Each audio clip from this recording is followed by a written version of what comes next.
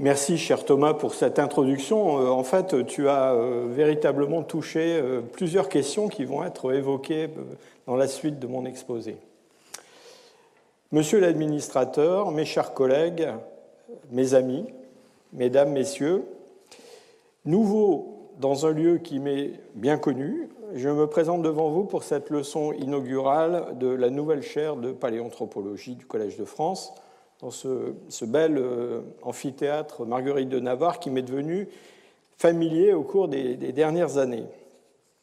En 2021, les professeurs du Collège de France m'ont fait l'honneur de m'accepter au sein des leurs de façon définitive. J'en suis évidemment très heureux et très fier, et je leur exprime aujourd'hui toute ma reconnaissance. La conférence inaugurale que j'ai présentée en 2014 s'attachait à montrer comment le biologique et le culturel interagissent souvent de façon inextricable dès qu'il s'agit d'évolution des hominines, le groupe qui rassemble les ancêtres des hommes et leurs proches parents. J'espère vous convaincre ce soir que c'est le cas de façon encore bien plus spectaculaire lorsqu'il s'agit de notre propre espèce, Homo sapiens, une espèce qui est éminemment culturelle. C'est d'ailleurs bien cette notion d'intelligence et de réflexion qui se trouve initialement derrière le choix du terme sapiens par le naturaliste suédois Carl von Linné, fondateur de la nomenclature binominale moderne. Dans l'édition de 1758 de son Système de la nature, Linné propose pour la première fois le nom d'espèce Homo sapiens qu'il place au sein de l'ordre des primates et dont il identifie plusieurs variétés géographiques qui se distinguent par leur couleur de peau, leur tempérament, et il ajoute à ces variétés des hommes sauvages, Homo ferus, et des hommes monstrueux, Homo monstruosus. Alors, il n'existe pas un spécimen type d'Homo sapiens conservé quelque part dans un musée, comme c'est le cas pour de nombreuses espèces d'animaux et de plantes qui ont été définies par les successeurs de Linné. En effet, les hommes ne manquaient pas déjà sur Terre et les nombreuses populations actuelles étaient là pour fournir des éléments de comparaison inépuisables aux premiers anthropobiologistes et paléontologues. Homo sapiens est une espèce humaine et l'espèce humaine actuelle, et c'est une espèce unique qui, malgré sa diversité, reste très homogène et facilement identifiable quand on la compare à des formes fossiles. Elle a colonisé tous les milieux habitables de la planète en les modifiant profondément et s'aventure désormais dans l'espace extraplanétaire. Surtout, elle a connu un succès reproductif sans précédent dans l'histoire des vertébrés. La biomasse, le poids, si vous voulez, des 7,9 milliards d'hommes actuels et celle de leurs animaux domestiques représente aujourd'hui 20 fois la biomasse de l'ensemble des mammifères sauvages. Et on estime qu'au cours des derniers 50 000 ans, cette biomasse de mammifères sauvages a été divisée par 7 du fait de la prédation humaine, du développement de l'agriculture et de la destruction des milieux naturels. Alors, malgré cette abondance des hommes, au fil des découvertes de formes fossiles, les paléontologues ont vite été confrontés à la nécessité de définir cet Homo sapiens sur le plan anatomique et tout naturellement, ils se sont tournés vers le squelette et notamment l'anatomie crânio-mandibulaire qui distingue si bien de nombreuses formes d'hominines fossiles. Alors voilà une de ces définitions qui a été proposée il y a déjà quelques années. Alors le problème qui se pose avec ça, c'est que ces abondantes séries de squelettes qui ont été utilisées et qui sont présentes dans nos musées, évidemment, ne donnent qu'une idée assez vague des variations passées de l'espèce Homo sapiens. Et c'est ainsi qu'est née une notion qui est très souvent utilisée d'homme anatomiquement moderne, c'est-à-dire d'homme identique à nous, hommes de la fin du deuxième millénaire. Et cette notion d'homme moderne se superpose souvent à la notion d'Homo sapiens, et vous verrez qu'elle pose un certain nombre de problèmes. Si on remonte dans un passé géologique qui n'est pas si lointain, cette prévalence et cette abondance de l'espèce humaine disparaît complètement. Les hominines ont longtemps été des créatures qui étaient relativement rares au sein des faunes de mammifères, mais surtout, la situation qui a presque toujours prévalu en leur sein, c'est celle d'une diversité d'espèces. Et c'est particulièrement le cas, vous le voyez, dans le dernier demi-million d'années, période au cours de laquelle a coexisté sur la planète des formes humaines bien différentes. Alors que notre espèce a émergé en Afrique, en Eurasie, on a au moins 2 autres groupes d'hominines à grand cerveau, les néandertaliens dans la partie occidentale et centrale du continent, et les dénisoviens dans les régions plus orientales. À cela s'ajoutent des espèces à petit cerveau, un petit peu bizarres, comme par exemple cette Homo floresiensis, qui évolue dans un isolat insulaire en Indonésie jusqu'à il y a environ 50 000 ans, ou encore l'Homo naledi, qui a été découvert sur le continent africain et qui probablement lui aussi était confiné dans une niche écologique assez particulière. L'identification en 2019 d'un Homo luzonensis aux Philippines, peut-être proche d'Homo floresiensis, suggère que cette liste n'est probablement pas close. L'événement le plus important de l'évolution humaine au cours du dernier million d'années, et peut-être même au cours de l'évolution humaine tout court, c'est ce grand remplacement qui, il y a environ 50 000 ans, a mis un terme à la diversité des hominines et a abouti à la prépondérance d'une espèce sur toutes les autres. Les raisons et les modalités d'un événement aussi spectaculaire sont des questions centrales dans le champ de la paléoanthropologie et l'objet d'intenses débats entre spécialistes de différentes disciplines. Alors, la démonstration de l'origine récente en Afrique de notre espèce ne s'est imposée que vers la fin du XXe siècle, au cours de l'histoire de la paléoanthropologie. Longtemps, on a tenté d'expliquer la diversité des hommes actuels par leur hypothétique enracinement régional dans la diversité des formes pléistocènes que je viens d'évoquer. Ce modèle dit multirégional faisait suite à un modèle polycentrique qui lui-même faisait écho au débat qui divisait jadis partisans du monogénisme et ceux du polygénisme, bien avant la mise en évidence scientifique d'une évolution humaine. La question de la diversité humaine a toujours été très chargée sur le plan philosophique, religieux et plus largement idéologique. Dès 1973, la première étude morphométrique de grande ampleur des variations crâniennes chez l'homme actuel par William White Howells jette les bases d'un modèle d'origine commune récente de toutes les populations actuelles. À la fin de la décennie suivante, à Hambourg, Gunther Breuer commence à publier des arguments, malheureusement il les publie souvent en allemand, en faveur d'une présence ancienne de notre espèce en Afrique. Enfin, en 1987, paraît la première étude des variations de l'ADN mitochondrial dans les populations humaines par Rebecca Kahn, Mark Stone-King et Alan Wilson. L'ADN mitochondrial, c'est une toute petite partie de notre génome qui ne se recombine pas au moment de la reproduction et qui n'est transmis que par les femmes à leur descendance. Cette simplicité de transmission le rendait, avec les moyens de l'époque, à la fin des années 80, facile à interpréter en termes phylogénétiques.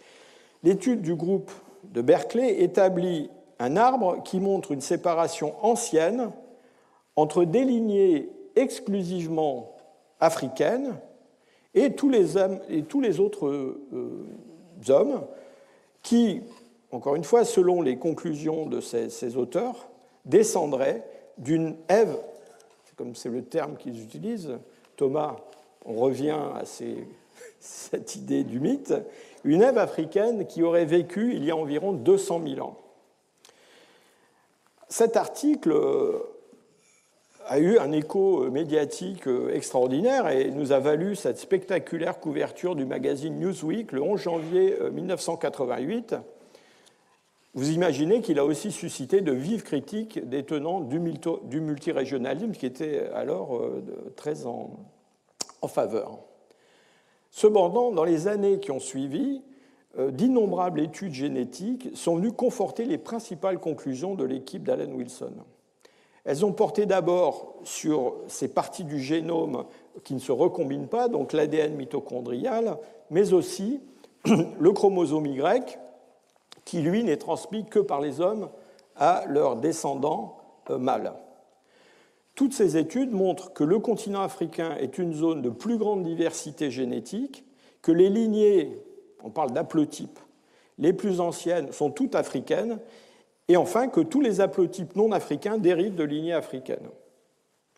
L'analyse de l'ADN nucléaire, qui est plus compliquée à étudier, par la suite, a complexifié cette image, mais aussi il l'a renforcée.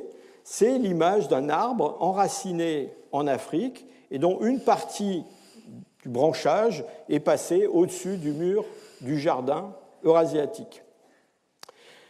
Alors, ces travaux, évidemment, ont sonné le glas du modèle multirégional, d'autant plus que les découvertes paléontologiques et les progrès effectués en matière de datation n'ont fait que confirmer la présence plus ancienne de formes proches des hommes actuels en Afrique ou dans le coin sud-ouest de l'Asie.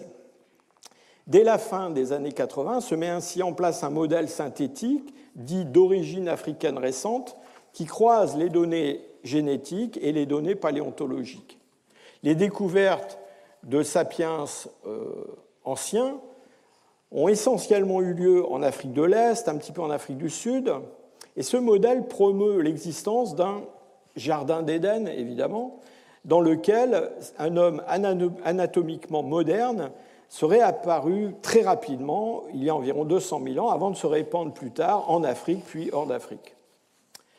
Parallèlement, certains archéologues argumentent en faveur de l'émergence en Afrique d'une modernité culturelle plus ancienne qu'ailleurs, et notamment dans les régions subsahariennes. Et les généticiens, eux aussi, apportent leur pierre à l'édifice du Jardin d'Éden en identifiant des régions en Afrique subsaharienne qui pourraient être candidates à cette apparition d'une humanité moderne.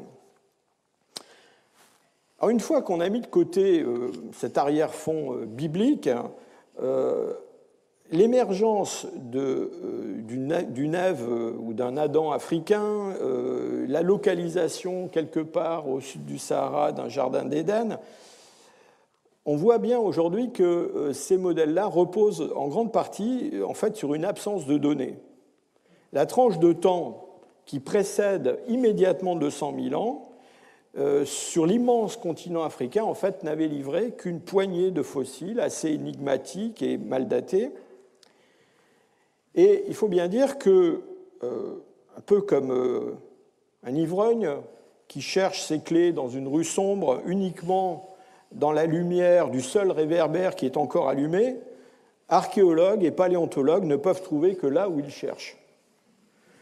Et nombreuses étaient les régions d'Afrique où l'on n'avait pas cherché. Soit que les conditions géologiques étaient peu favorables à la conservation des sites, soit pour des raisons qui pouvaient être économiques, politiques, voire sécuritaires, et qui avaient retardé les recherches. Cette carte, publiée il y a quelques années, des sites archéologiques laissés par des sapiens anciens dans le cône sud de l'Afrique, pourrait laisser penser que ces hommes connaissaient déjà les futures frontières de l'Afrique du Sud. Alors, les travaux de génétique des populations ne manquaient pas de biais, eux non plus. Presque tous, ils reposaient sur des postulats qui sont assez discutables. D'abord, la supposition que toutes les populations du passé ont une descendance actuelle. Il y a des populations qui ont complètement disparu. Ensuite, le postulat suivant lequel la localisation géographique actuelle des populations nous dit quelque chose sur leur zone d'origine. Or, on sait que l'Afrique a connu, notamment au cours du dernier demi-million d'années, des bouleversements environnementaux et donc démographiques considérables. Alors chacun a ses biais cognitifs et culturels. Moi, je ne suis pas un universitaire américain en poste à Johannesburg.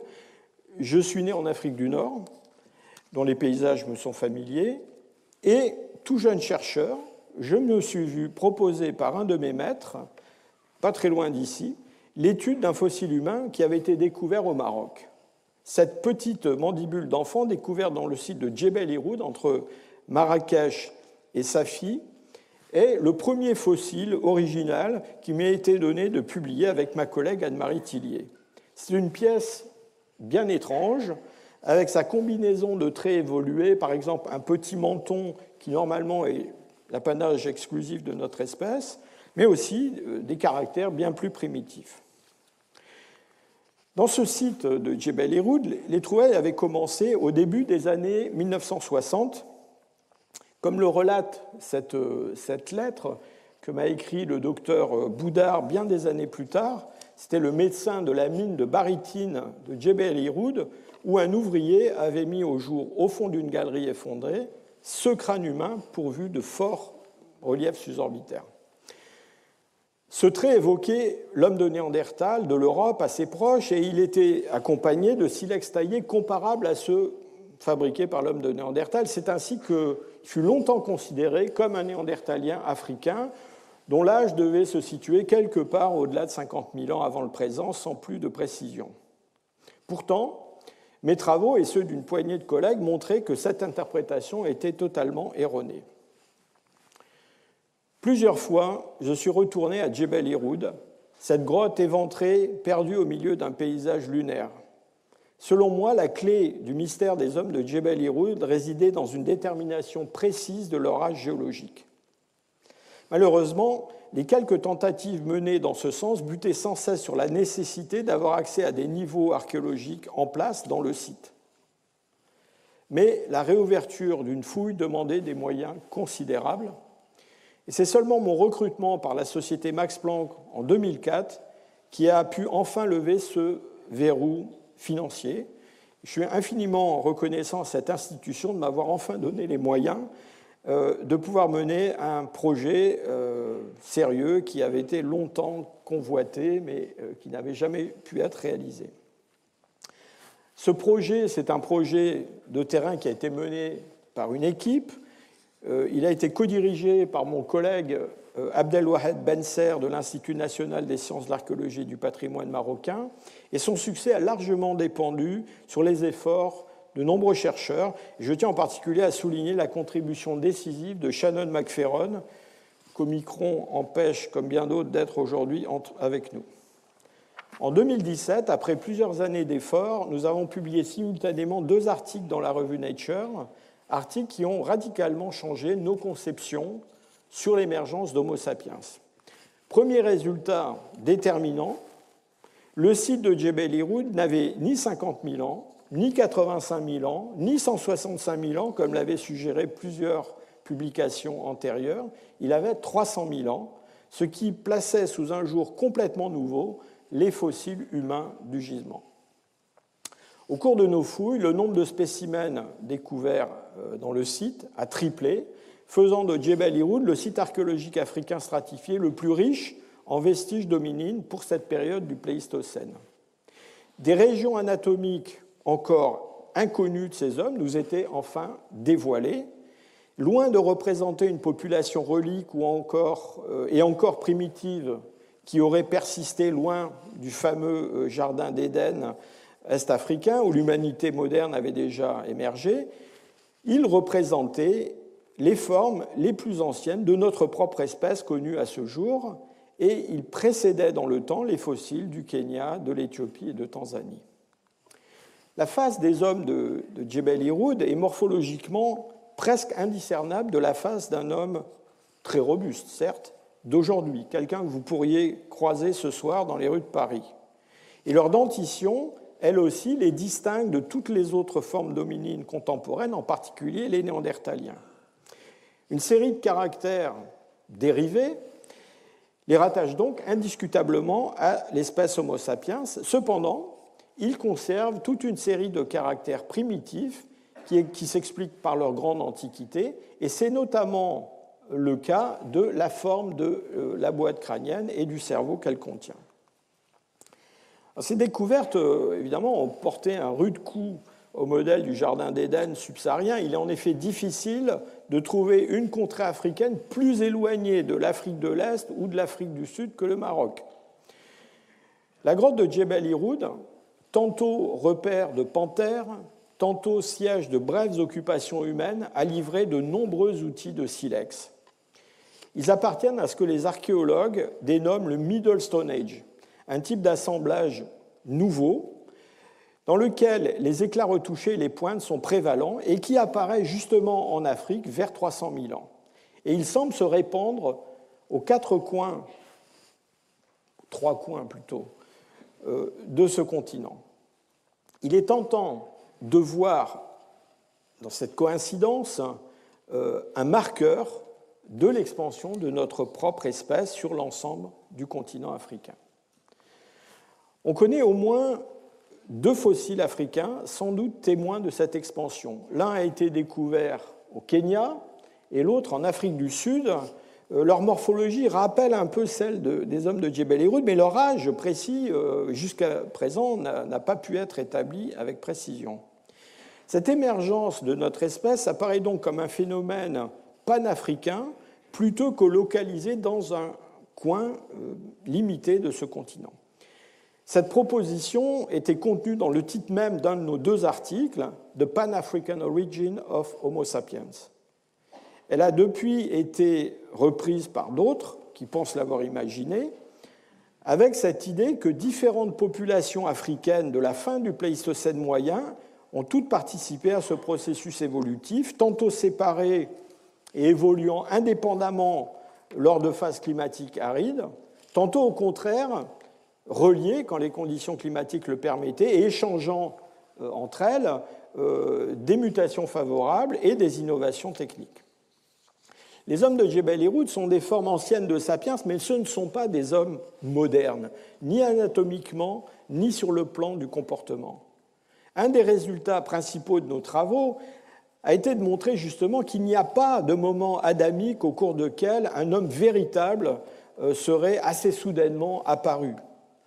En fait, c'est un processus long et progressif qui ne s'est jamais interrompu, mais on serait bien en peine de tracer une limite entre des Homo sapiens qui seraient pleinement modernes et d'autres qui ne le seraient pas. 2 groupes de caractères illustrent bien cette évolution progressive au sein de notre espèce, et je vais brièvement vous entretenir de ces 2 aspects. Le premier concerne notre cerveau. La morphométrie 3D est une technique qui permet d'analyser finement les changements de forme et de taille de la cavité endocrânienne de crânes actuels et fossiles. Dans cette analyse statistique en composante principale, la distribution d'individus sur le plan traduit leur proximité ou leur éloignement morphologique. Le long d'un axe horizontal, c'est essentiellement la taille qui a été réintroduite dans l'analyse qui s'exprime. On observe un accroissement du volume de l'encéphale depuis des formes très anciennes d'Homo erectus, ici en vert, vers des formes plus récentes, par exemple ces néandertaliens en rouge. Chez ces derniers, l'augmentation du volume cérébral se fait néanmoins suivant une trajectoire allométrique qui prolonge essentiellement celle qui caractérise les formes plus primitives. Le cerveau devient plus gros, mais il conserve une forme, un pattern plutôt allongé et légèrement aplati. Dans notre espèce, qui est représentée dans cette analyse par des polygones violets, qui sont numérotés de 1 à 4 en fonction de leur âge géologique, vous voyez que la taille change assez peu. Ce qui se passe, c'est essentiellement un changement de forme le long de l'axe vertical de la 2e composante principale et qui entraîne le cerveau dans une direction nouvelle. En fait, c'est seulement dans une période de temps entre, disons, 100 000 et 50 000 qu'on commence à trouver des individus fossiles qui entrent dans la variation des hommes actuels représentés par ce grand polygone un petit peu plus clair. Alors à droite, ici, on voit ce qui se passe le long de cette évolution. L'encéphale devient de plus en plus globulaire, de plus en plus arrondi, il s'élève en hauteur, les régions pariétales deviennent plus saillantes, sans doute en relation avec le développement de régions internes sous-jacentes, car la surface de ces aires corticales ne semble pas changer énormément. Mais c'est surtout le cervelet, cette partie de l'encéphale située en arrière des hémisphères cérébraux, qui est profondément affectée par ces changements morphométriques. Alors que signifient ces évolutions? Les pressions de sélection à l'œuvre depuis 2 millions d'années dans différentes espèces du genre Homo ont poussé la plupart d'entre elles vers l'acquisition de cerveaux de plus en plus grands, ce qui a abouti à l'apparition d'individus à très grands cerveaux. Alors un exemple parmi les Néandertaliens, cet homme du Wadi Hamoud en Israël, qui est daté d'à peu près 55 000 ans et qui a une capacité crânienne de 1740 cm3, et chez les Denisoviens, ce crâne qui a été découvert il n'y a pas très longtemps, qui est l'homme de Xuchang, et qui, lui, a 1800 cm3 de capacité crânienne. Les moyennes actuelles sont plutôt autour de 1400, 1450. Donc vous voyez qu'on est dans des tailles qui sont, malgré des âges géologiques anciens, qui sont considérables. Alors un grand cerveau qui permet des comportements techniques et sociaux plus complexes, une exploitation de l'environnement de plus en plus efficace, c'est la clé du succès pour tous ces hominines, mais en même temps, c'est un organe très coûteux. Il représente un véritable défi adaptatif, tant du point de vue obstétrical que du point de vue physiologique, et son développement a demandé de nombreux ajustements, notamment en ce qui concerne la reproduction, le développement et l'alimentation des hominines. La sélection naturelle a poussé les populations d'Homo sapiens africains dans une voie un peu différente, une alternative à l'accroissement indéfini et toujours plus coûteux du cerveau, et une augmentation de ses performances plutôt par sa réorganisation avec une augmentation de taille contenue. Au cours de la période de divergence de notre espèce, plusieurs variants génétiques qui influencent directement le développement ou la connectivité cérébrale ont été fixés par la sélection naturelle. Ils sont absents du génome des Néandertaliens et des Denisoviens et sont présents chez tous les hommes actuels. Dans 2 cas, au moins, le croisement des données paléogénétiques, génomiques et morphométriques a permis de mettre en relation le degré de globularisation, d'arrondissement de l'encéphale, avec des différences génétiques entre notre espèce et Néandertal. C'est le cas de régions qui entourent le gène UBRA sur le chromosome 1 et d'autres situées autour du gène PHLPP sur le chromosome 18. Ces 2 gènes sont impliqués respectivement, l'un dans la prolifération neuronale et l'autre dans la myélination, notamment dans le putamen et dans le cervelet, justement, dont je vous ai déjà entretenu. Tout indique d'ailleurs qu'en ce qui concerne le cerveau, c'est surtout des modifications dans l'expression des gènes, notamment durant le développement, qui distinguent Néandertal d'Homo sapiens. Il est d'ailleurs remarquable d'observer qu'au cours de la croissance individuelle, les différences neuroanatomiques qu'on observe entre les adultes des 2 espèces se mettent en place tout de suite après la naissance, dans la première année de vie, où une phase particulière de développement, illustrée ici par cette flèche noire, s'est mise en place, phase de globularisation qui est absente chez les Néandertaliens ou chez d'autres grands primates. Alors un autre aspect qui change progressivement au cours de l'évolution d'Homo sapiens, c'est la réduction de son squelette facial.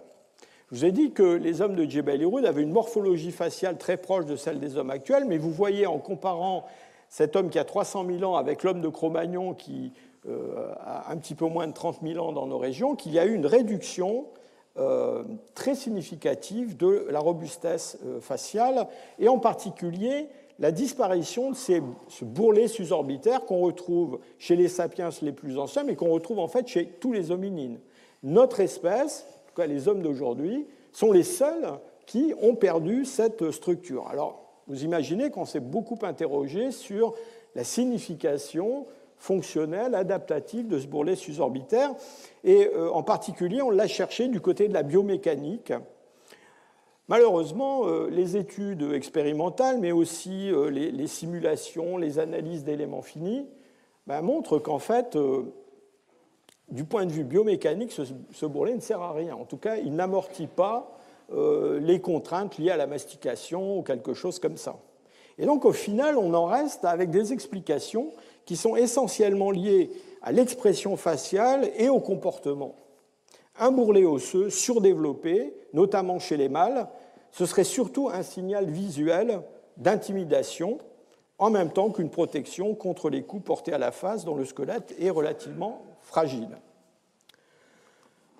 Alors, dans notre espèce, la perte de ces superstructures osseuses est sans doute devenue inutile, présente quelques bénéfices. Au cours des derniers 150 000 ans, une réduction marquée des reliefs suborbitaires chez Homo sapiens lui a permis d'ajouter toute une palette d'expressions grâce à ses sourcils qui sont très importantes dans la communication non verbale entre humains. Ces expressions, encore une fois très, très utiles pour nous, ne peuvent pas se manifester dans les espèces pourvues d'un fort bourrelet suborbitaire, que ce soit des grands singes ou des hominines archaïques. Alors, je vous signale en passant, et je trouve que c'est assez remarquable, que la sélection exercée par les hommes lors de la domestication du chien a abouti exactement au même résultat, c'est-à-dire le développement de muscles faciaux supplémentaires qui n'existent pas chez le loup et qui facilitent la communication des hommes avec les chiens ou vice-versa. Alors, cette gracilisation du visage, justement, elle est mise en relation par un certain nombre de chercheurs avec un phénomène qu'on appelle un phénomène d'autodomestication.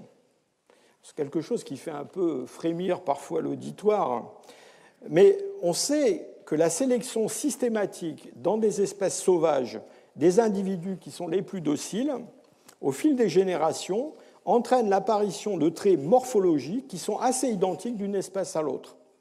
Cette sélection comportementale affecterait des parties du génome impliquées au cours du développement dans la migration de cellules de la crête neurale, cellules qu'on retrouve aussi bien dans le cerveau que dans la peau, les dents, la face, toute une série de parties de notre organisme.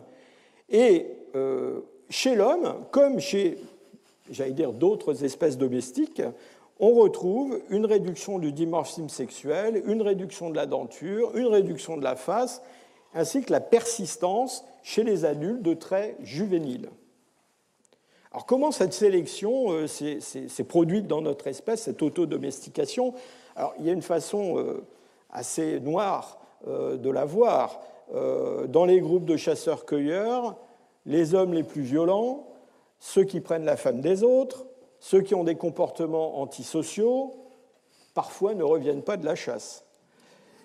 Le développement des armes qui permettent de tuer à distance, les saguets, les arcs, les flèches, qui se sont répandus dans les périodes récentes du Paléolithique, aurait pu faciliter cette élimination sélective. Mais, je vais vous parler d'un aspect plus positif de cette évolution, la sélection sexuelle a pu aussi jouer un rôle important. De nombreuses études montrent que les hommes sont plus attirés par des visages féminins juvéniles. Mais quand il s'agit du bourrelet suborbitaire, la question c'est avec quel genre d'homme les femmes préfèrent-elles se reproduire? Quel visage trouvent-elles attractif?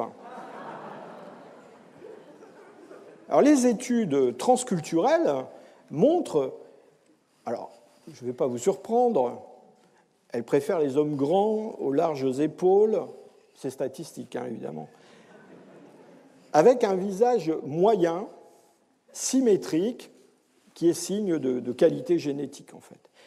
Mais elles sont aussi sensibles à certains traits qu'on appelle des traits de masculinité et qui sont, on a pu aussi mesurer ça, qui sont corrélés à la force physique, et donc c'est un indicateur de force physique. Mais ces traits ne doivent pas être trop prononcés, car quand ils sont très prononcés, ils signalent un niveau très élevé de testostérone chez des individus potentiellement agressifs, violents, et en fait peu sûrs du point de vue de la postérité génétique des femmes. Donc ces arbitrages subtils dans le choix des partenaires sont un des mécanismes à l'œuvre dans l'évolution récente du visage humain et singulièrement du visage masculin. Alors, dans notre espèce, communiquer assure un meilleur succès reproductif qu'intimider ou dominés. Je ne pense pas que je vous apprends grand-chose. Pour reprendre les arguments d'un ouvrage que je vous invite à lire, de Brian Hare et Vanessa Woods, qui est paru assez récemment, cette autodomestication de notre espèce, en fait, c'est le triomphe de la prosocialité. Alors, avons-nous, dans le registre archéologique, des indices de cette prosocialité accrue chez Homo sapiens? Eh bien, je crois que oui. Dans la seconde moitié du Middle Stone Age en Afrique, autour de 150 140 000 avant le présent, on voit apparaître en Afrique du Sud, au Maroc, mais aussi en Afrique de l'Est et puis jusqu'au Proche-Orient, de plus en plus d'objets non utilitaires, comme ces petits gastéropodes du genre Tricia, qu'on appelait encore il n'y a pas longtemps Nassarius, sont des petits coquillages qu'on trouve sur les plages naturellement perforés, mais qui, dans certains cas, ont été intentionnellement perforés et colorés, et qui portent souvent des signes de lien qui montrent qu'ils ont servi à fabriquer des objets, peut-être des objets de parure ou quelque chose comme ça. Alors on attache une valeur très grande à ces ornements corporels du point de vue culturel, parce que dans les sociétés de chasseurs-cueilleurs, ils sont des objets d'échange, et surtout ils servent à marquer le statut des individus dans le groupe et l'identité des groupes pour l'extérieur. Alors, dans le monde des Néandertaliens, de tels objets sont d'une grande rareté. J'emploie des mots prudents. Pour tout dire, si on considère les centaines de sites archéologiques de cette période qui ont été étudiés en Europe, ils sont en fait tout à fait anecdotiques. Ce n'est donc pas leur présence en Afrique ou ailleurs qui est significative, c'est leur fréquence, c'est leur nombre. Dans un seul site attérien de la région de Rabat, le site de Mnasra, on en a trouvé plus de 300, et nombreux sont les sites de la région où ils ont été découverts. On serait bien en peine de citer un seul site du paléolithique moyen eurasiatique qui soit un tant soit peu comparable de ce point de vue-là. Notre espèce est sortie d'Afrique et a remplacé toutes les autres formes d'hominines. C'est un processus qui paraît, dont on voit aujourd'hui qu'il est beaucoup plus long et complexe que ce qu'on a imaginé au début du succès du modèle d'origine africaine récente d'Homo sapiens. Alors, on a d'abord une première série de sorties qui, en fait, vous allez voir, ne sont pas vraiment des sorties et qui se situent entre 300 000 et 100 000. En fait, ces sorties sont liées à des changements environnementaux qui affectent la moitié nord de l'Afrique, alors que le climat tend en général vers plus d'aridité.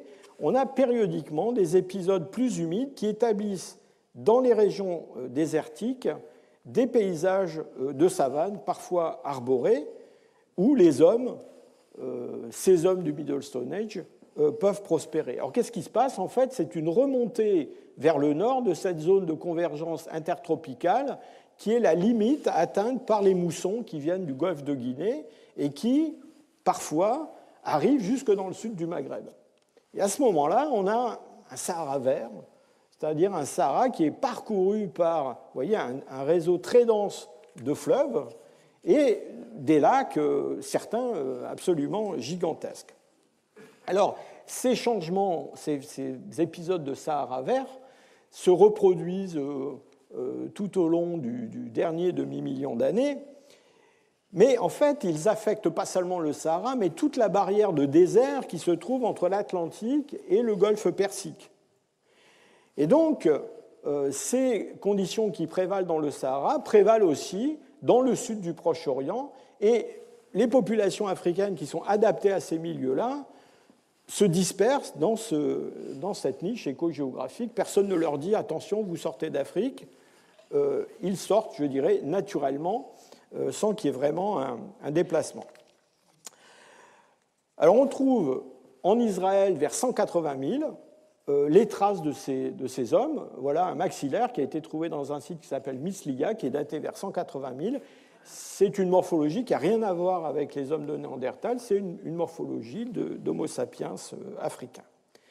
On a aussi quelques indices de diffusion technique entre ces groupes africains et les groupes locaux. Mais surtout, ce qu'on a, et c'est très spectaculaire, avant 200 000, on a une introgression d'ADN mitochondrial, vous savez, ce fameux ADN qui est transmis par les femmes à leur descendance, et aussi du chromosome Y, qui est transmis des hommes à leurs descendants mâles, depuis des populations africaines, dans le génome des Néandertaliens de l'ouest de l'Eurasie. Et c'est un phénomène qui est comparable à ce qu'on observe dans d'autres espèces de mammifères qui, elles aussi, sont soumises à ces changements climatiques très spectaculaires. Alors, qu'en est-il des régions plus lointaines de l'Asie ? La question de la présence d'Homo sapiens dans le sud et surtout le sud-est de l'Asie, disons à partir de 100 000 ans, c'est quelque chose qui est assez difficile à trancher en l'absence de restes fossiles bien datés. Alors, dans la grotte de Tampaling au Laos, des restes osseux d'allure moderne ont été livrés par un site stratifié, et les plus anciens d'entre eux sont datés autour de 70 000 ans. Dans la grotte de Lida Ayer à Sumatra, on attribue deux dents de sapiens à un âge entre 73 000 et 63 000. Mais dans les deux cas, la précision des dates est quand même assez faible. Dans le sud de la Chine, plusieurs sites ont été cités comme prouvant la présence encore plus ancienne d'Homo sapiens, vers 100 000 ans ou même au-delà. Mais en fait, l'intégrité de ces sites a été souvent remise en cause. Alors, ce qui est certain, c'est qu'après 50 000 ans, ces sapiens d'origine africaine commencent à coloniser les moyennes latitudes de l'Eurasie, jusqu'alors uniquement peuplées de Néandertaliens et de Denisoviens. Alors, on a des preuves anatomiques et génétiques absolument indiscutables de la présence de ces populations de sapiens en Eurasie dès 46 000 ans avant le présent dans l'est de l'Europe et vers 44 500 par 57 degrés de latitude nord dans l'ouest de la Sibérie, ce site d'Oustichim, où on a trouvé ce fémur humain. Donc vous voyez que ces hommes ne sont plus du tout confinés à des milieux tropicaux. Alors, lorsqu'on regarde la façon dont toutes les lignées d'ADN mitochondrial qu'on connaît en dehors d'Afrique trouvent un point de coalescence, ce point de coalescence, on peut le dater entre 55 000 et 47 000. Alors, cette tranche de temps n'est peut-être pas un point d'origine, parce qu'on peut imaginer que des populations, et c'est certainement le cas, de sapiens plus anciennes ont été présentes en dehors d'Afrique, mais ces populations, dans le fond, n'ont pas laissé de traces dans les peuplements actuels. Et donc, ce point autour de 55 000, 50 000, c'est certainement un point d'inflexion majeur. Alors, c'est probablement vers cette époque-là, au tout début de cette dernière grande sortie d'Afrique, que se passe l'essentiel de l'introgression d'ADN, cette fois-ci nucléaire, celui des chromosomes, néandertaliens, cette fois-ci, dans des populations sapiens d'origine africaine. Alors, c'est un épisode d'hybridation dont on pense qu'il a probablement eu lieu au Proche-Orient, et ces traces ont été exportées sur toute la planète par les hommes qui sont allés depuis l'Europe jusqu'à l'Australie et aux Amériques. Et nous tous, dans cette salle, en tout cas les non-africains, nous portons environ 2% d'ADN d'origine néandertalienne, et pour les Africains, encore beaucoup moins. Alors, à cette contribution néandertalienne s'ajoute en Asie une contribution dénisovienne. Les premiers sapiens donc, qui arrivent dans les moyennes latitudes, je vous ai parlé de 46 000 pour l'est de l'Europe, sont porteurs d'un outillage de pierre qu'on qualifie de paléolithique supérieur initial. Vous le voyez, il est représenté, enfin les sites de qui sont attribués à ce type de culture sont représentés dans ces taches grises. Alors on le trouve depuis le Negev jusqu'à la frontière entre Syrie et Turquie, on le trouve en Europe de l'Est. On manque de sites en Asie centrale, mais ce qu'on sait, c'est qu'on le trouve jusque dans l'Altaï et jusqu'en Mongolie. Donc on a une dispersion assez rapide de ces formes. Et du point de vue typotechnologique, dans le fond, ce Paléolithique supérieur initial, il offre une sorte de transition possible entre le Middle Stone Age final d'Afrique et puis ce qui va faire le vrai Paléolithique supérieur européen. Alors, nos travaux dans la grotte de Batchokiro, ici, en Bulgarie, ont apporté un éclairage totalement nouveau sur ces populations pionnières. C'est une grotte qui est extrêmement riche en matériel archéologique. Alors, ce qui est important, c'est que, alors on y trouve évidemment ce fameux Paléolithique supérieur initial, très ancien pour l'Europe. Ce qui est tout à fait remarquable, c'est que ces hommes vivent dans un milieu, dans un climat qui est comparable à celui de la Scandinavie actuelle. Donc, ce n'est certainement pas un réchauffement climatique qui les a amenés là, mais bien la capacité nouvelle à s'adapter à des environnements complètement différents.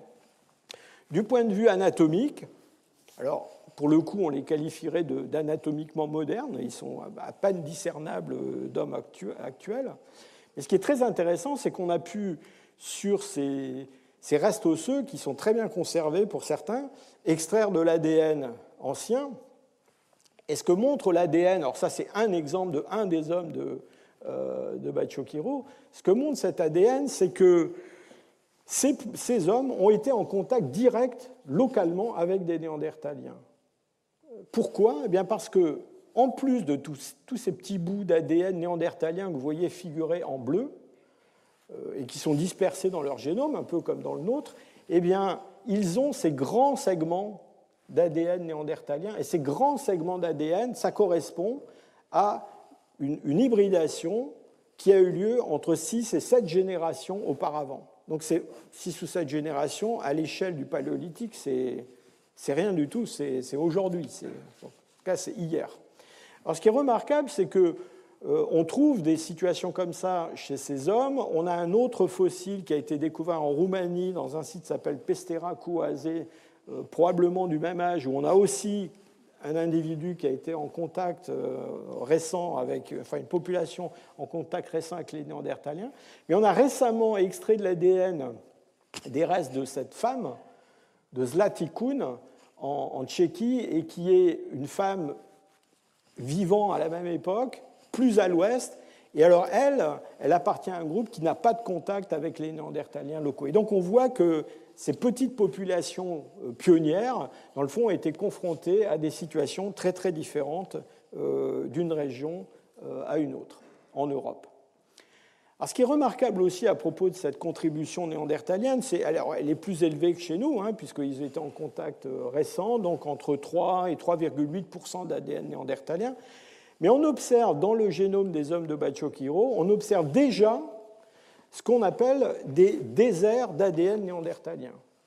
Alors, cette histoire d'ADN, de désert néandertalien, qui est représentée ici en bleu, c'est quoi ? C'est le fait que si on prend les 2% d'ADN néandertalien, alors ça varie de 1 à 4 en fait, qui se trouvent dans chacun d'entre nous ici, et qu'on ajoute tous ces 2%, en théorie, il y aurait assez de monde ici pour reconstituer pratiquement tout le génome néandertalien. Eh bien, en fait, ça ne marche pas. Ça ne marche pas parce que quand on fait cette addition, on arrive à remonter à peu près 40% du génome néandertalien. Pourquoi ? Eh bien, parce que la sélection naturelle a purgé notre génome d'une grande partie de l'ADN néandertalien, et en particulier dans des régions qui entourent des gènes particuliers, et singulièrement des gènes qui sont impliqués dans le développement du cerveau embryonnaire.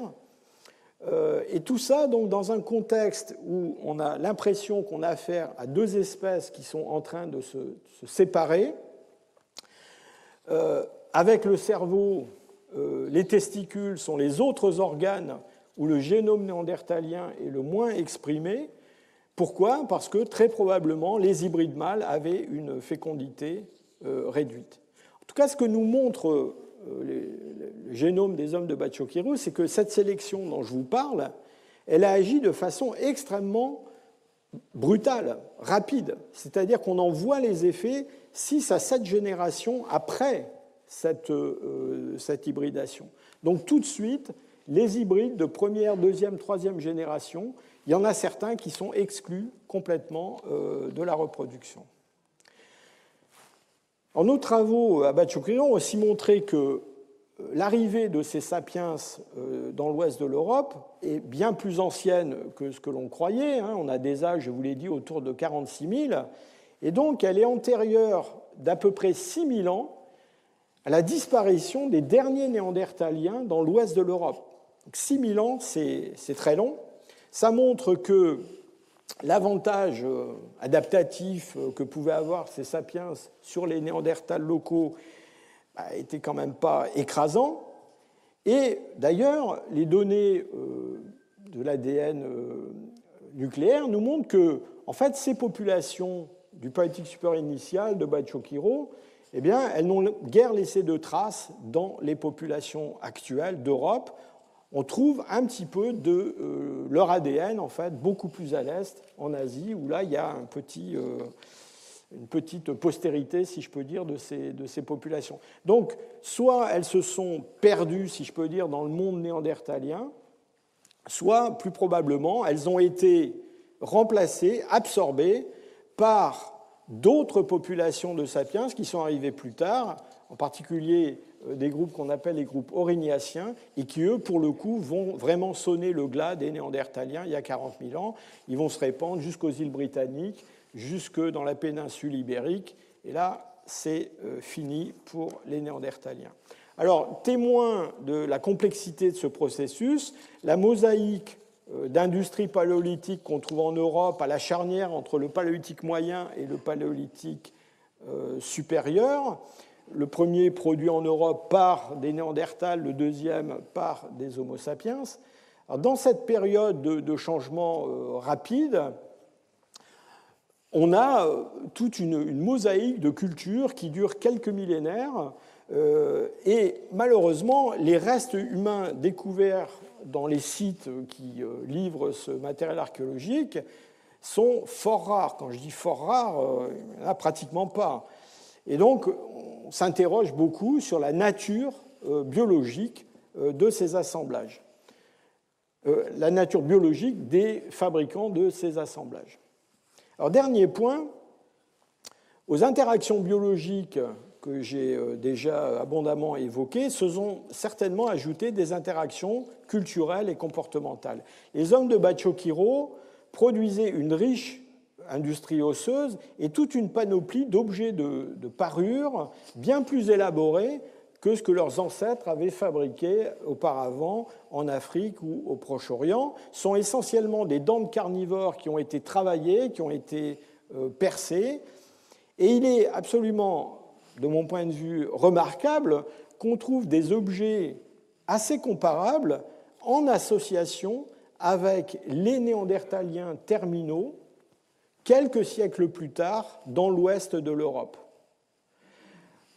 De mon point de vue, on a affaire à un phénomène d'acculturation des derniers néandertaliens par ces immigrants d'origine africaine, et cela pose évidemment la question de la nature possiblement hybride en fait d'un certain nombre de ces groupes. Il ne fait guère de doute que pendant cette période de transition plurimillénaire, il a dû exister des néandertaliens qui portaient un petit peu d'ADN de sapiens aussi. Alors en Asie, on assiste à des phénomènes comparables, mais beaucoup moins bien documentés. Sur le continent lui-même, les premiers arrivants s'hybrident avec les Denisoviens, mais cette contribution, dans de nombreuses régions d'Asie, elle est ensuite largement diluée par des arrivées suivantes. En Chine, par exemple, la contribution denisovienne est seulement de 0,2%, qui s'ajoute à la contribution néandertalienne qui, elle, est beaucoup plus importante.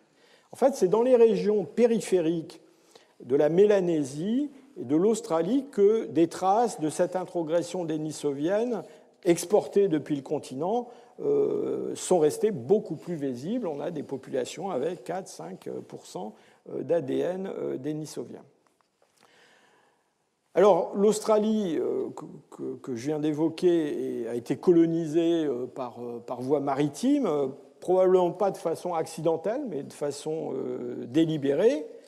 Et vers le nord du continent eurasiatique, il y a 30 000 ans, on commence à avoir des hommes qui s'installent pour la première fois sur les bords de l'océan Arctique. Ils vont passer à travers la zone du détroit de Bering vers les Amériques, et ils sont présents en Alaska, dans le Yukon canadien, il y a à peu près 26 000 ans. Alors, cette colonisation des Amériques va être considérablement ralentie, même bloquée, par l'existence, pendant la dernière glaciation, d'énormes complexes de glaciers, de calottes polaires qui couvrent à peu près tout le Canada actuel. Mais on a quand même quelques traces plus anciennes de l'homme au sud de ces glaciers qui sont probablement la preuve, le passage, la preuve du passage probablement par voie maritime de quelques petits groupes plus au sud, mais elles sont aussi, si je peux dire, la preuve de leur échec, puisque dans le fond, ces populations n'ont pas prospéré. Et c'est un problème qu'on retrouve aussi bien pour l'Australie que pour l'Amérique, c'est que l'âge des premiers sites archéologiques, ça n'est pas forcément l'âge d'origine des populations qui ont véritablement colonisé ces continents. Notre espèce est une espèce invasive qui, comme d'autres, a proliféré en dehors de son milieu d'origine tropicale et qui a réduit la biodiversité. Partie de sa niche écogéographique africaine, elle a étendu son emprise sur l'ensemble de la planète. Au cours de son expansion, elle a causé l'extinction de nombreuses autres espèces animales, surtout dans les régions comme l'Australie, qui est en rouge, ou les Amériques, où il n'y avait pas eu une longue coévolution des faunes et des hommes. Là, l'impact a été absolument majeur. Mais surtout, notre espèce, elle a surtout fait disparaître les autres hominines ou elle les a absorbés de façon très, très marginale. Alors, on se demande souvent pourquoi une espèce invasive prolifère et pourquoi et comment elle élimine des espèces concurrentes. Écrevisses américaines, carpes, écureuils à ventre rouge, ibis sacrés, grenouilles taureaux, toutes ces espèces ont été introduites en Europe par l'homme, loin de leur zone d'origine. Et souvent, c'est un petit avantage qui leur fait irrémédiablement prendre le dessus sur une ou plusieurs espèces indigènes. Alors, dans le cas d'Homo sapiens, quelle a pu être cette différence qui n'avait pas besoin d'être considérable ? Alors, vous l'avez compris, de mon point de vue, ce n'est pas seulement du côté de l'innovation technique, de la capacité avec des moyens matériels de s'adapter à des environnements nouveaux, mais c'est aussi du côté de nos aptitudes prosociales qu'il faut, je crois, chercher le caractère un petit peu particulier de notre espèce. Dans cette direction, Homo sapiens s'est avancé peut-être seulement de quelques pas de plus que d'autres hominides, mais cela a suffi.